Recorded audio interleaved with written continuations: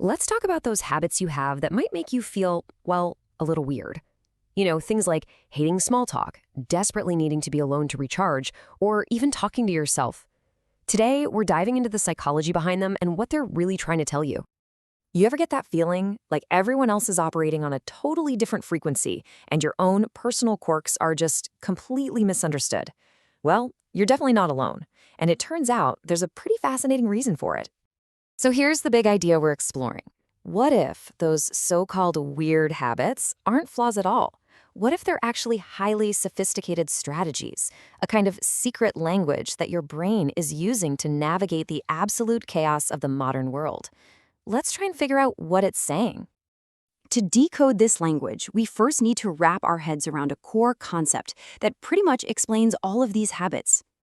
And that concept is cognitive load. The best way to think of it is like the RAM on your computer. It's your brain's active processing power. And here's the thing, it's a limited resource.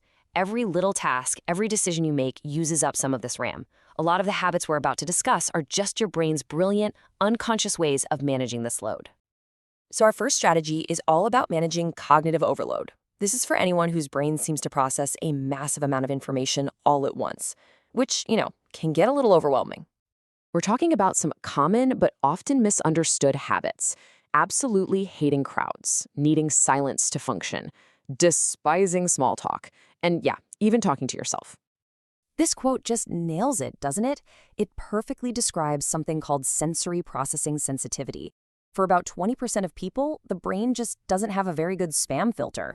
It's not just hearing one conversation, it's processing the background music, the flickering light, the emotions of the person across the room, all at once. It's a constant, high-definition overload. And this is exactly why small talk can feel like actual torture.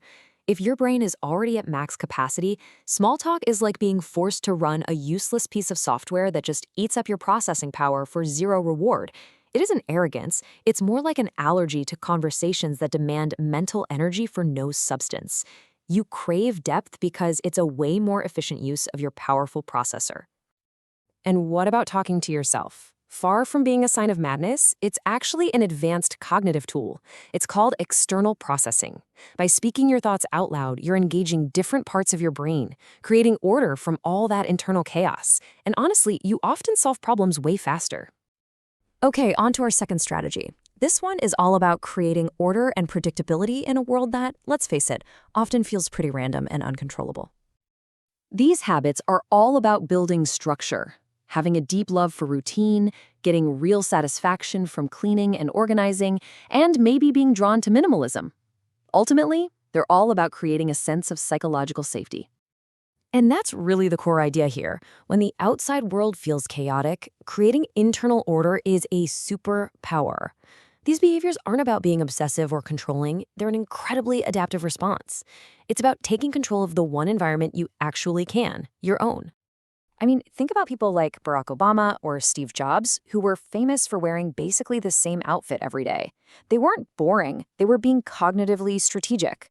By setting up a routine, they eliminated thousands of tiny, trivial decisions, what to eat, when to work out, which freed up a huge amount of mental energy for the decisions that really mattered. And the same thing goes for cleaning. There are studies from Princeton that found physical clutter directly competes for your attention and actually raises levels of the stress hormone cortisol.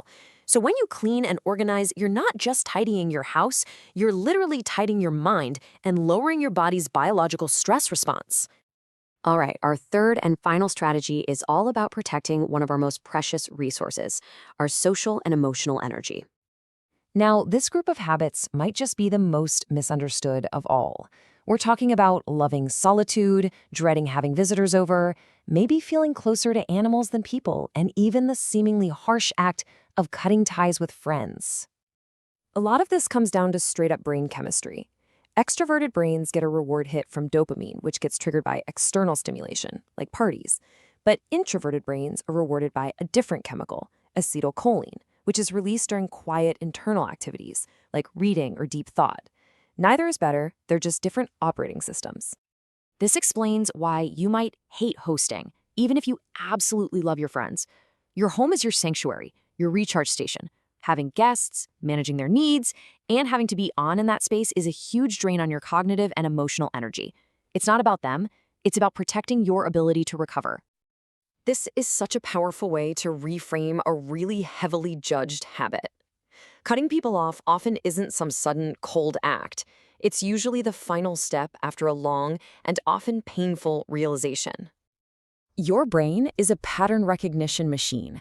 After it experiences enough one-sided friendships or relationships where you give way more than you get, your nervous system learns that this pattern leads to pain.